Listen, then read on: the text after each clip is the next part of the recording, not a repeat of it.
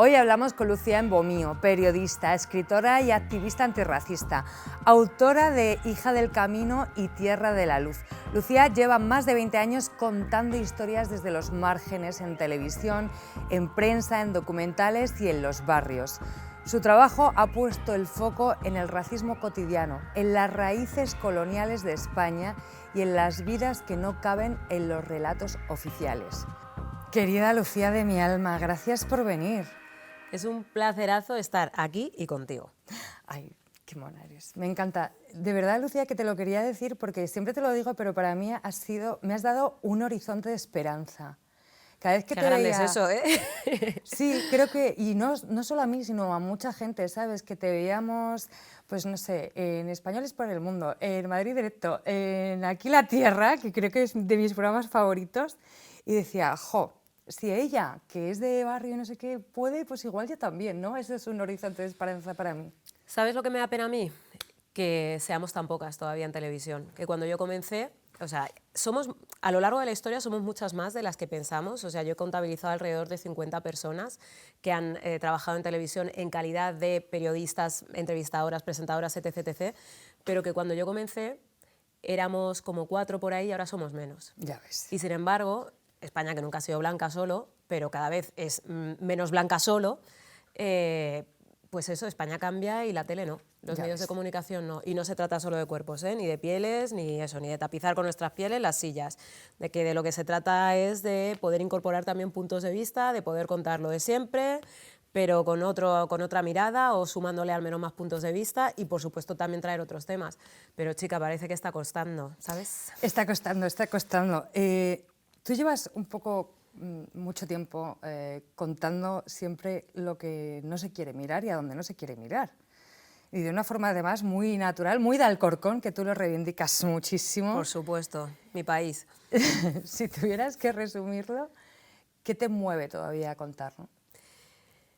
Me mueven las generaciones más recientes para que crezcan un poco menos huérfanas de referentes de lo que han crecido nuestras generaciones, si bien es cierto que yo he tenido la suerte de tener un padre contón y que me ha dicho y explicado y narrado un montón de cosas, pero me mueve eso y me mueve también, y esto suena un poco grande, pero me mueve a hacer justicia, ¿no?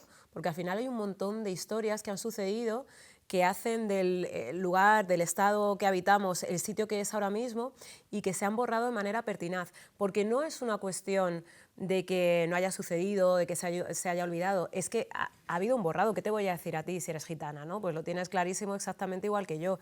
Entonces, precisamente por eso, pues, y claro, yo al final soy contadora de historias, soy periodista, pues me parecería fallarme, contar muchas historias fuera y no contar todas las que hay dentro de mi comunidad, que es algo, por otro lado, que ya han hecho otras tantas personas. Y además cada vez más reflexiono sobre esto de decir tengo privilegios. Muy bien, tenemos privilegios, pero ¿qué hacemos con ellos, ¿no?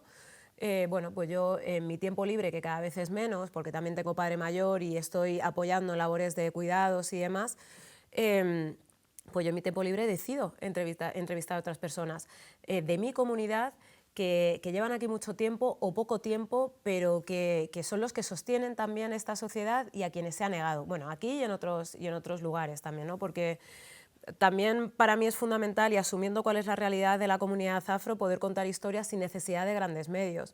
Como periodista creo que es fundamental que haya personas que sean cámaras, personas que sean sonidistas, personas, por supuestísimo, pero cuando no dispones de medios, cuando no cabemos en esos otros lugares, pues sí, se pueden contar historias con un móvil también, ¿no? A pesar de que insisto en lo importante que es que las compis estén trabajando en televisión y demás, ¿no? Pero insisto, si no contamos estas historias, porque contarse se han contado, ¿no? Pero por la tradición oral quizá muchas no han llegado a otras generaciones o se han perdido por el camino o se han modificado. Pero para mí lo interesante es esta cuestión de fijación. Me gusta esto que digas, lo de los privilegios, porque no sé si quieres hablar de esto, pero como intracomunidad, como que eso pesa, ¿no? Cuando estás en un lugar tan visible como estás tú, por ejemplo, ¿no? Pesa el que...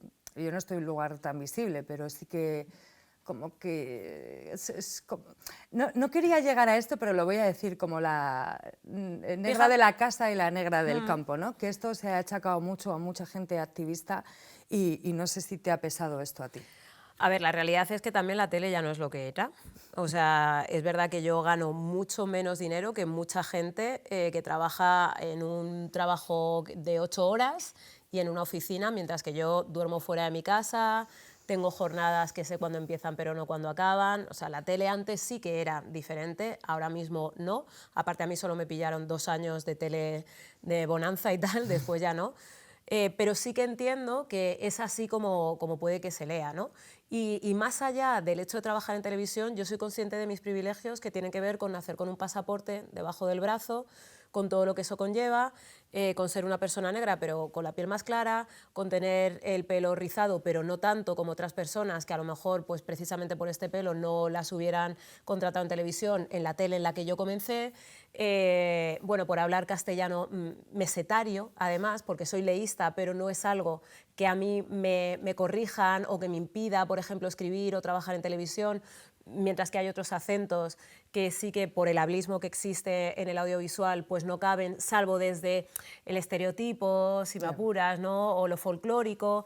Entonces, claro que tengo un montón de privilegios, pero un montón, ¿no? Y soy una tipa de Alcorcón, con todo lo que eso conlleva, que no es que viva en el barrio superplín, en el centro de Madrid, etcétera, etcétera, pero siento que es sano, ¿no? Hacer ese reconocimiento del lugar en el que estamos. Si quieres no utilizamos la palabra privilegio, porque habrá gente de Alcorcón que diga, hombre, pues tampoco es un privilegiazo a lo mejor. Para mí sí, porque a mí Alcorcón me encanta, ¿no? Pero me encanta por lo que representa en términos identitarios y demás.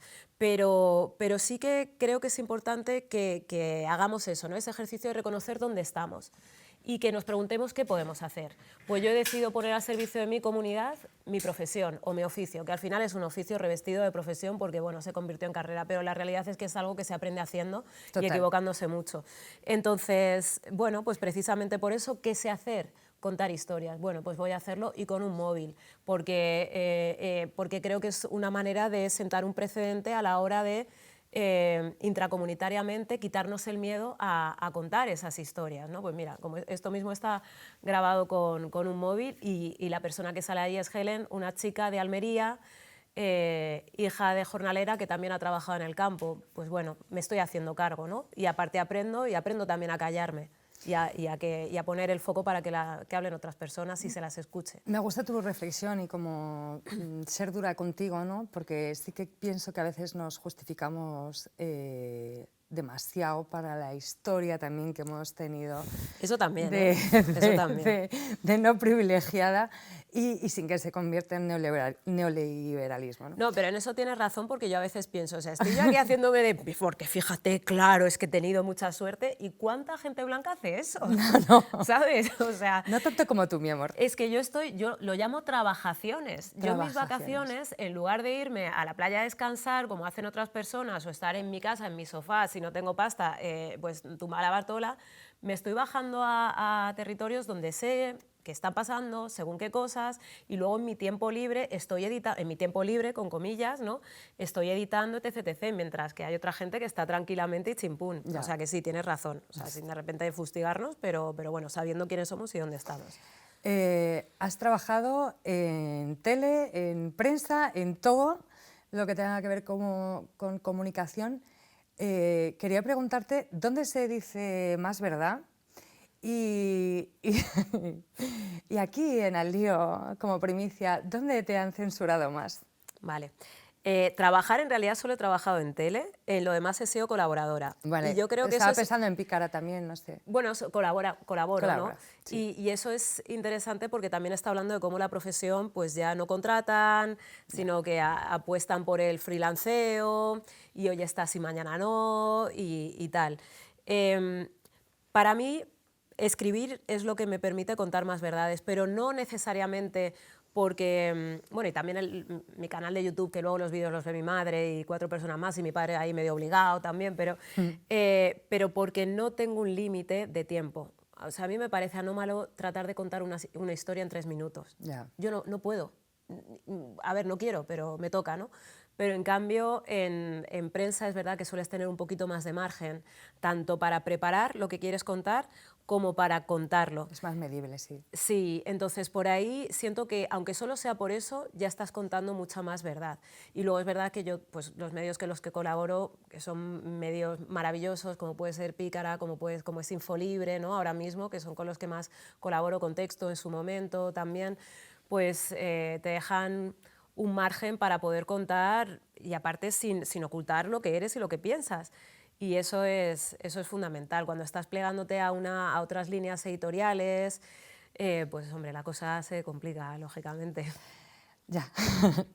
Tus dos novelas, pero a mí sé que ahora estás con Tierra de la Luz, ¿qué te parece? O tú me acabas de decir como... Para mí es la buena. Para ti es la buena, ¿vale? Ahora mismo, de ahora aquí a un año mismo, te diré, no, lo tenía que haber hecho de otra manera, ya. tal, pero bueno, ahora mismo sí. Pero a mí, Hija del Camino, me cambió la vida. Eso es fortísimo. Me cambió la vida, tía. O sea, nadie me había hablado de eso del desarraigo, de crecer entre dos mundos, que para mí, siendo medio gitana, yo no sé ni cómo llamarlo...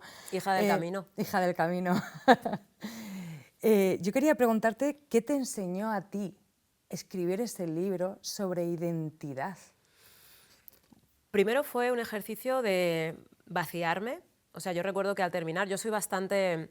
Me cuesta mucho expresar sentimientos, tengo madre Castilla, que no se lleva mucho lo de expresar sentimientos, y padre Fang, África Central, lo que conocemos como Guinea Ecuatorial, que tampoco demasiado, ¿no?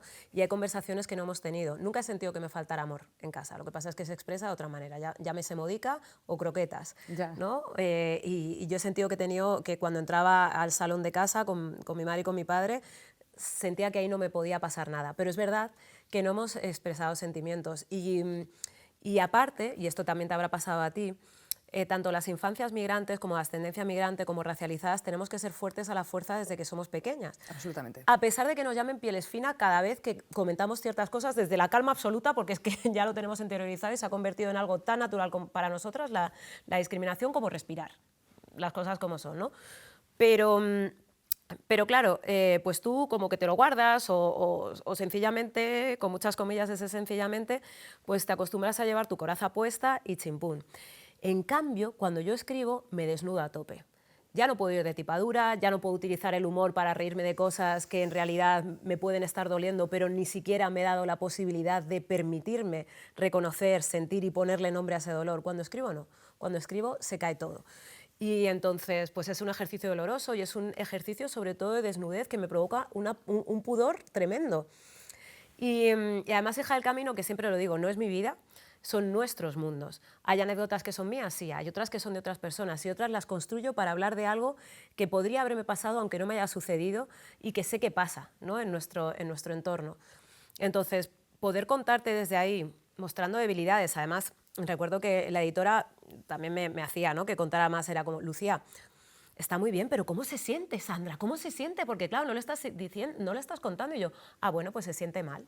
Y desde ya, pero ¿mal cómo? Y yo, muy mal, yo súper robótica, súper afrocastellana o fanguellana o como sea, ¿no? Entonces, claro, ahí me hacía bucear en cuestiones y dolores que yo había decidido enterrar. Así que fue doloroso, pero ha sido muy bonita también la acogida. Es un libro que se ha leído también en Latinoamérica, en Estados Unidos. Jolín, el año pasado este año he estado en la NYU, en Nueva York, presentando el proyecto Afromayores gracias a Silvia Albert y con Rubén H. Bermúdez, que iba a ir con su libro Y tú porque eres negro. Y de repente me llega un correo de Naciones Unidas que el alumnado de primero de bachillerato de ahí, del Colegio de la ONU, se lee Hija del Camino. Wow. Porque conecta muchísimo con esta idea de desarraigo, de pertenecer a dos mundos y a ratos sentir que no eres de ninguno y no ser reconocido en ninguno y demás. Entonces, para mí eso es súper poderoso. Claro, vivimos en un mundo en el que ya era mestizo. Quizás te quería preguntar si crees que el mestizaje ha sido un acto de amor. Bueno, las dos cosas, ¿no?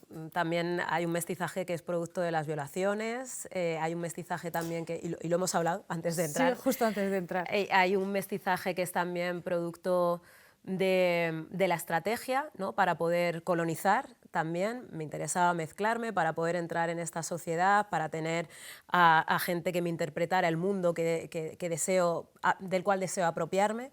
Entonces, el mestizaje, así per se, no siento que sea ni positivo ni negativo. Eso sí, es una cuestión profundamente humana, lo quieran o no. ¿No? Ahora que de vez en cuando comento en redes sociales, cada vez menos, porque yo soy una picada y al final me veo ahí 4 horas, ¿sabes? Con los ojos fuera de las órbitas y los dedos ya echando humo. Pero ahora que dicen lo de la raza española, que me hace una gracia, ¿qué es eso? ¿Qué es eso, la raza española? No comer cerdo. Por ejemplo, sí. O sea, creo que está muy relacionado con eso, pues con lo de siempre, con no ser negra, no ser moro y no ser gitana. Claro. Ser español es no Perdón, ser. estoy contestando a tus preguntas. No, pero es que es una verdad como un templo. Un templo católico. Total. Romano. Mi pregunta más iba en torno a qué le dirías a esta gente que más se encuentra en esos... bueno, que son hijas del camino y que no se encuentran y que creo que están en este... O sea, me encuentro con mucha gente así a diario, ¿no? Y les recomiendo tu libro. Sí, esta es una de las cosas también bonitas, ¿no? Que primero muchas personas, gracias a ese término, han encontrado un lugar, ¿no?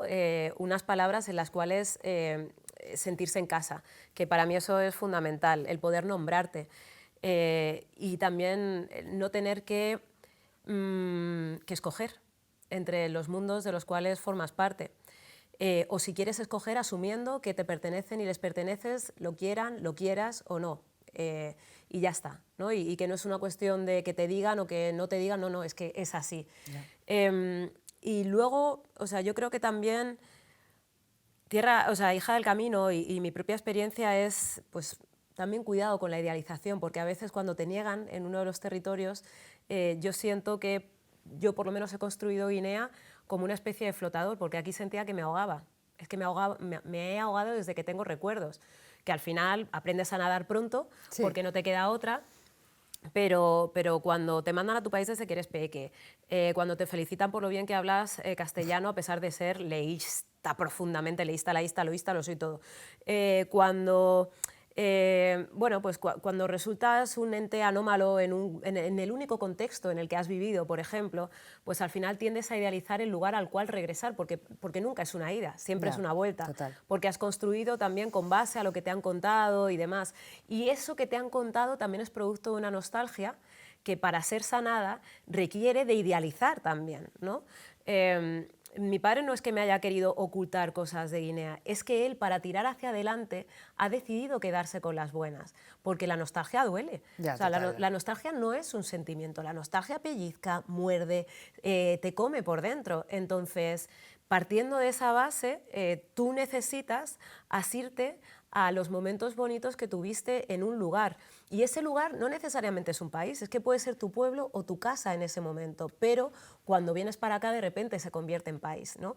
Entonces, bueno, pues yo siento que también construirte en la diáspora para mí ha sido súper importante y no creo que haya una crianza mejor o peor, creo que todas las intenciones son buenas, pero para mí ha sido muy importante poder tener mucha presencia de Guinea en casa, porque insisto que para mí fue como un flotador. Y cuando me decían, negra de mierda, vete a África, yo decía, ¿pero tú sabes lo que mola África? ¿Tú sabes lo que mola? Me voy mañana, cariño, adiós. Claro, pero en África hay sillas o mesas, y os digo, sillas, mesas y un montón de cosas que fliparías, ¿no? Para mí eso fue importante en esos momentos de cuestionamiento. Y luego vas creciendo y vas entendiendo, ¿no? Pues muchos elementos a la hora de construir. Pero siempre le cito y me parece importante. A mí Malouf, en Identidades asesinas, si ahora me leo ese libro a lo mejor ya no me gusta, porque sabes que tendemos a evolucionar y a pensar de otra forma, pero él decía que tendemos a asirnos a aquella parte de nuestra identidad que sentimos que está siendo más atacada. Bueno, pues a mí de pequeña no me decían, niña, no juego contigo por niña, a mí me decían, negra de mierda, vete a África, negra de mierda, vete a tu país, y esos clásicos, ¿no? Entonces, pues es verdad que la parte de raza y origen para mí ha tenido un peso sin igual en mi construcción identitaria, pero llega un momento en el que entiendo que no quiero que quienes me han llamado negra de mierda o negra como un insulto, que no lo es en absoluto, ganen el relato e incluso el mío. Ya. Entonces, pues soy mujer y soy también de Alcorcón y soy guineana y soy española y soy un montón de cosas, ¿no? Y quiero quedarme ahí como un prisma bellísimo, igual bueno, iba a decir que todas las personas, no, muchas personas no. No, muchas Y menos personas en no. estos tiempos de nazis. Muchas personas son nazis y ya está, y son Exacto. españolas, sea lo que sea que signifique eso, por favor, que lo expliquen de una vez. Vale, hablemos de Tierra de la Luz, que yo creo que además a nuestra gente que nos ve le va a molar, porque claro, CGT es un sindicato, entonces, Tierra de la Luz, que nace de tu trabajo periodístico, ¿puede decirse así? Nace de trabajo periodístico y de las trabajaciones. De las trabajaciones, de tus vacaciones trabajadas, muy bien. ¿Qué te removió más de esa experiencia? Y también quería preguntarte cómo se transforma la rabia en tantísima ternura. Porque el libro es tierno, tierno de rabia. Sí, yo soy una rabiosa, no lo oculto, y lo que pasa es que siempre cito a Santiago Zanú, pero creo que es importante, es el único afro que tenemos que ha ganado un premio Goya como director de cine, y Santi dice que tenemos que utilizar la rabia como gasolina de creación. No creo que deba ser una imposición, porque también tenemos derecho a no utilizar la rabia y ser súper buenas personas y venga, y luego nos dedicamos a crear con este dolor que hemos pasado, pues bueno, quien pueda. Quien no pueda, pues ya, o sea, como podamos, gente. Pero efectivamente parte un poco de la profesión, porque yo llevaba escribiendo Tierra de la Luz sin saberlo mucho tiempo, porque había estado en Líbano con personas refugiadas sirias y palestinas, había estado en Haití con mujeres desplazadas, con personas desplazadas por el terremoto, pero también con mujeres que tienen una vivencia específica. Luego en mis trabajaciones me fui a Almería y estuve con gente de allí, y me impresionó especialmente encontrarme una mujer de Guinea Ecuatorial, porque yo entendía que, no como algo despectivo, sino como producto de nuestra historia, entendía que la comunidad ecuatoguineana tiene un arraigo mayor y por tanto unas redes más sólidas, y precisamente por eso es más difícil encontrar a gente trabajando en los invernaderos que trabajar en el campo, como dice Seydou Diop, que está en Asnuci, en Huelva, en contexto de fresas y demás. El trabajo en el campo no es el problema. Lo que es el problema es que no sea digno. Hay que dignificar el trabajo en el campo para que todo el mundo que esté ahí esté bien. También había ido a Huelva para estar con Seydou y de repente es como son cosas que te van golpeando porque son muy duras. Lo que pasa es que cuando tú grabas, y esto lo podrán corroborar las personas cámaras que están aquí currando, camarógrafas, y es que digamos que estás mirando el plano, a ver si se escucha bien, ¿no? Moviéndote un poco porque el fondo no mola. Entonces, aunque lo escuches, te duele, pero tienes un parapeto. Estás extraído, ¿no? Un poco. Eso es. Luego te sientas en la sala de edición y dices, madre mía, madre mía, madre mía. No solo podría haber dicho, sino podría haberte escuchado mejor, podría haberte tenido una conversación, porque lo que me estás diciendo, bueno, no sé si hubiera podido siquiera, porque me estás rompiendo. Entonces, de esos dolores, cual teselas, ¿no? Pues creo una especie de mosaico. Por eso cuando me dicen Tierra de la Luz es Almería, pues sí y no, porque también puede ser Líbano, porque también puede ser Haití. Es un contexto que aglutina historias de personas que no solo trabajan debajo de plásticos, que ya es terrible, sino que también viven debajo de ellos, con todo lo que eso conlleva, en términos de exclusión y de invisibilidad. Entonces, nace, por eso te digo, un poco como producto de la mezcla, y sí, también de esas trabajaciones y, de nuevo, del reconocimiento de ese privilegio. Me gusta decirlo así, pero yo cuento historias, hay gente que las vive. Ya, total. Te dignifica eso. Bueno. Sí, creo que te dignifica eso.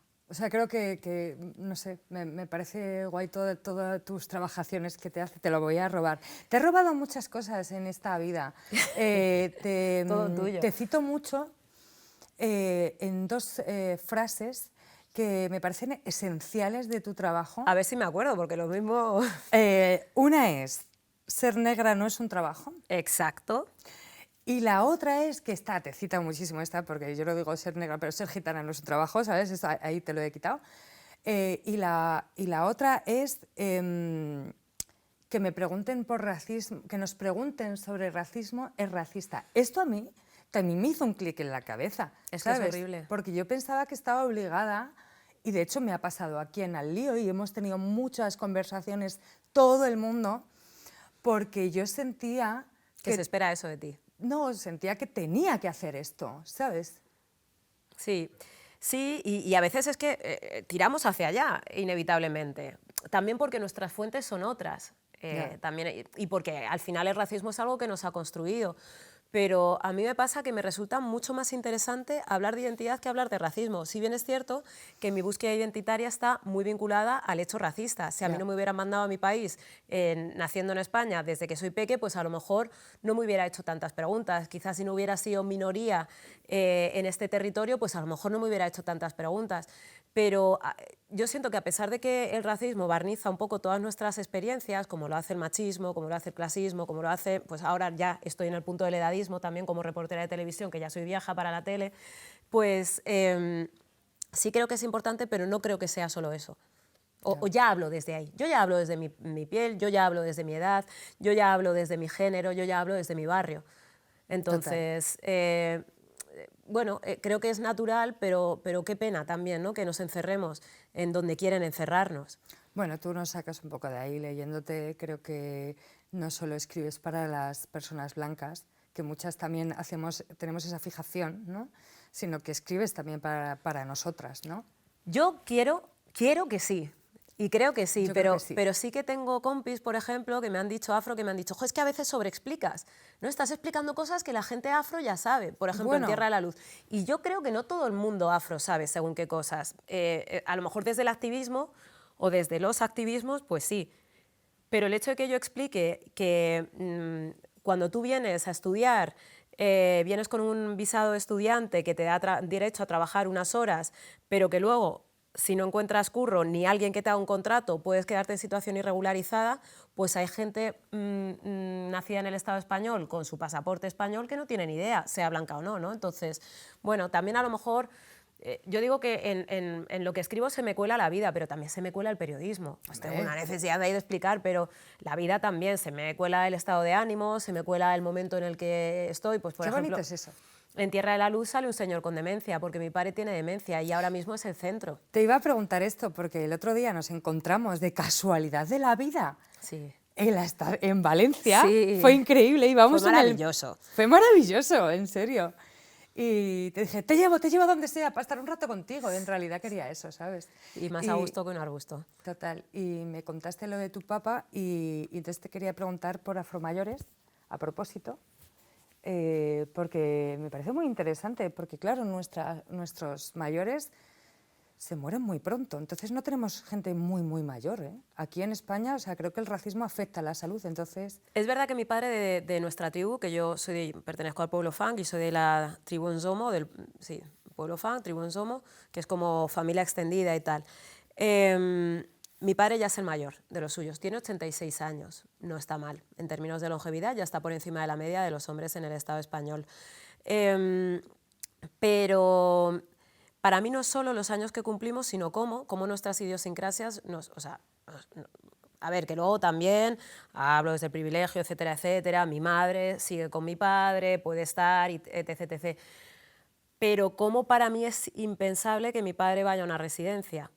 Pero es que cuando a él le diagnostican y yo le pregunto, papá, todavía estaba bien y tal, ¿tú te planteas ir a un centro de mayores para trabajar la memoria? Mi padre dice, yo no quiero ser el único negro y que me rechacen. Además, las conversaciones que tenemos son diferentes. En mi vejez me hubiera gustado irme a mi sitio, porque ahí la gente mayor vale, aquí no, ¿no? Yeah. Entonces, en una frase me está contando tantas cosas. Primero, reflexiono sobre que mi padre sí ha sido el único negro en el centro en el que ha trabajado, o en los centros en los que ha trabajado como maestro, ¿no? Pero ya era un adulto, no estaba en una situación de vulnerabilidad. Mi padre no ha sido el único negro en el cole, yo sí. Y en el instituto y en la facultad éramos 6, entre 10.000 personas, ¿no? Que tenía como alumnado más o menos la Complu.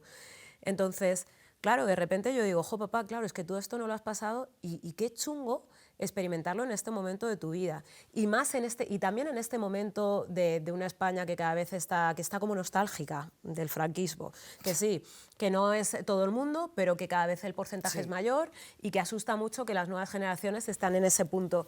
Entonces, claro, yo de repente digo, por supuestísimo, pero no solo eso, cuando estamos en la neuróloga, yo le pregunto, bueno, la neuróloga pregunta que si mi padre, que se llama José, o sea, Pepe, que se habla español. Y es de, buenas tardes. ¿Qué Es que tal? es, ¿Cómo es que es un estás? Pepe, uno de los miles de Pepe, ¿no? Y como para ella es imposible, ¿no?, concebir que ese señor pudiera hablar castellano. Pero no solo eso, luego yo le pregunto que si mi padre puede perder el castellano, porque mi padre nace en selva, que allí lo llaman bosques, bosque primario, y va por primera y empieza a hablar castellano a raíz de la imposición colonial en el sistema educativo. Entonces, mi padre puede perder el castellano porque puede perder muchas cosas. Y entonces la neuróloga dice, "Ah, pues yo esto no lo había pensado, claro. No estamos pensando en esto". Entonces, de repente empiezan a entrarme unas prisas. Yo llevaba mucho tiempo entrevistando a mi padre con el móvil, de manera informal, y cada vez más preocupándome por la vejez, por él, y también por una persona que se llama Ya Solo, que es un histórico del antirracismo en Madrid, que él ya en su momento decía, tenemos que ir a las residencias de personas mayores, porque hay guineanos que muchos han sido funcionarios y que pues, quizá no han acabado bien con su familia o que no tienen familia y que están ahí solos, en un contexto que puede ser muy hostil, como lo son todos los espacios públicos, ¿no?, que parece que por público están libres de violencias, cuando la realidad es que pues, coexistir no nos convierte en seres de luz. Entonces, él dijo eso, yo tenía lo que llevaba tiempo entrevistándole, hablé con Logan Leger Adam, que es un fotógrafo excelente, y se unió José Ollono, después Manuel Guzmán, dominicano, que nos parecía también súper importante, ¿no?, que estuviera esa diáspora, y bueno, comenzamos Afromayores. Ahora solo estamos Logan y yo, pero está siendo un viaje brutal, siento que estoy haciendo terapia, al mismo tiempo me quita mucho tiempo de estar con mi padre, lo hacemos con los medios que tenemos, no tenemos ninguna ayuda, lo hacemos los fines de semana, editamos cuando sacamos tiempito, pero es que estando con gente mayor se aprende un montón. Total. Y aparte poco afro seríamos si no pusiéramos en valor a las personas que nos precedieron. Y además también en esta línea de memoria histórica, de contar, ¿no?, de esa memoria histórica que siempre deja fuera, por lo que sea, al pueblo gitano, por lo que sea, a la gente afro, que lleva aquí siglos también, que te voy a decir de árabes, de amazigh, etcétera, etcétera, gente que no siendo árabe y amazigh también es musulmana. En fin, y es como, bueno, pues vamos a contarlo desde lo pequeñito, desde la gente que te dice, ¿no?, porque Afromayores no es solo hablar de memoria colonial, no es solo hablar de cómo ha sido tu vida, es también cómo se lleva a ser mayor. Ya. Porque yo nunca le había preguntado a mi padre qué es lo que peor llevas de ser mayor. Yo pensaba que me iba a decir las rodillas, que yo no puedo caminar bien. ¿Sabes lo que me dijo? Echo de menos a mis amigos. Ay, mi amor. Porque te dejan un hueco que nadie puede rellenar. Y cuando se va más de uno, ya no puedes seguir tirando bien, ¿no? Entonces, de repente es como, pues estas conversaciones a lo mejor no las tenemos. Y Marta, por ejemplo, decía que cuando se ve al espejo dice, uy, mira a esa señora mayor, y luego dice, ah, pero si soy yo, que no se reconoce. Y, por ejemplo, Walter, que es Umar, él decía, a mi mujer le encantan las canas, a mí no. Entonces yo me rapo. No me importa hacerme mayor, porque qué bien cumplir años, pero las canas, ¿no? Entonces, bueno, pues me parece también bonito hablar de vejez en una sociedad profundamente dadaísta. Los humanizas, ¿eh?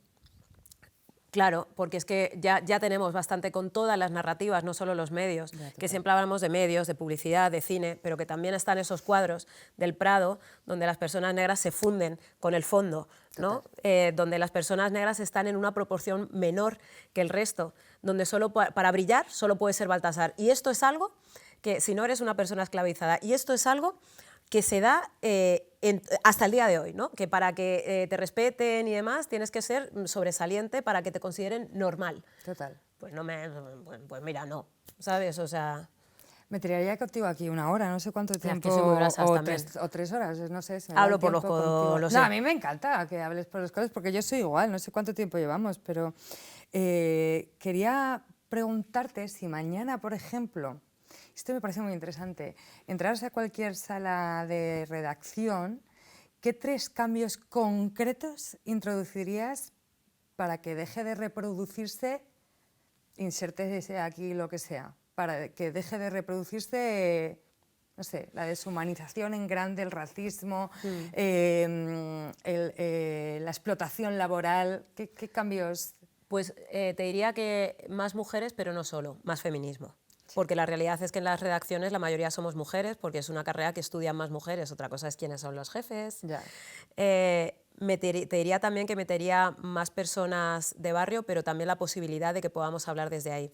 Y también más personas racializadas, un poco por lo que he comentado, porque van a entrar nuevos temas y porque los temas de siempre se van a contar de otra manera. Cuando digo lo del barrio, siempre cuento la misma anécdota, pero me parece súper significativa. Recuerdo que una vez me mandaron a la Cañada Real. Mentira, a la Cañada no, fue a Salobral, el mayor poblado chabolista de Europa por aquel entonces. Al regresar me preguntaron que si había pasado miedo. Y yo pues no había pasado ningún miedo, ¿sabes? Pues en todo caso, a mí personalmente me genera otras millones de cosas. Rabia, impotencia, pues ¿no? el hacerte 1000 preguntas de por qué esto sucede. Entonces, cuando regresé me dijeron, ay, claro, no te ha dado miedo porque eres de Alcorcón. Y yo pensé, ¿pero qué pensáis que es Alcorcón? Pero la siguiente reflexión es quiénes estamos contando historias y desde qué púlpito. Ya. O sea, ¿cómo es posible que pensemos que Alcorcón es, pues yo qué sé, los confines de la tierra y un sitio invivible o qué sé yo? ¿Sabes? Para que lo compares con un sitio donde la gente está privada de derechos al 100%, donde no tiene alumbrado, donde no tiene alcantarillado, etcétera, etcétera. ¿Por dónde te mueves y cómo te atreves a contar historias desde ahí? Sobre todo, por eso creo que hay que meter todo eso. No solo mujeres, insisto, no solo personas racializadas, no solo gente de barrio, sino perspectiva feminista, antirracista y barrionalista. ¿Y a CGT qué le dirías también? Porque, o sea, ¿qué puede aprender CGT, que es un sindicato y que produce este maravilloso programa?